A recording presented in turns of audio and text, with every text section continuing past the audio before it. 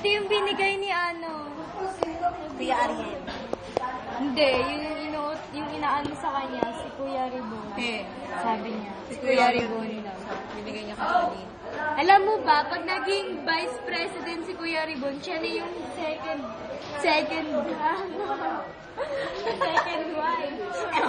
Sino yung first wife? And then second lady. Alam mo Bakit yun second lady? Kasi yun sa, alam mo yun sa president. Oh. Yung asawa ng president. Wag naman yun. Alam yung asawa ng president, di ba yung tinatawag na first lady? Oh, tapos? Siya, Ano makalalaman nun? wala, kasi vice president yung asawa niya, kaya tinatawag siyang, wag naman. Kaya tinatawag siyang, anong housewife? Second lady. Ako sa'yo. Yan, iharap mo yung bunganga. Doon sa may butas ng ilong. Doon. Tingnan natin kung may kulangon. Okay, tapos? Oh, ayoko, hindi. Hindi mo naman kinukuha na ng buo yung Tapos, balik tayo sa usapan. So, yun na nga. Tinan mo, si Sir Bray tsaka sa atin siya ba? Hindi dapat lagi naka-close up. Dali na. Ano na naman yun, Jenny? Magsalita ka naman.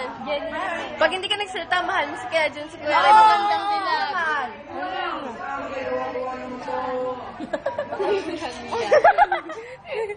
Pinamagandang dilag o. Dilag. Hindi.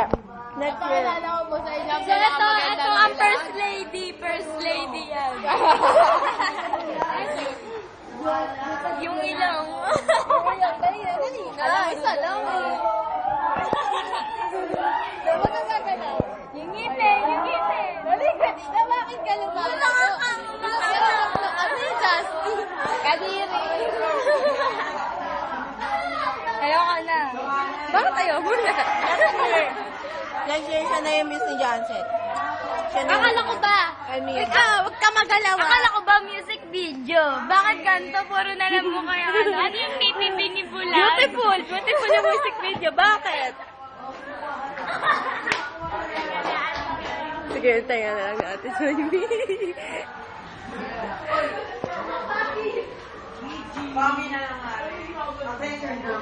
Ayoko naman, nilinihingal na ako. Hindi po, next year.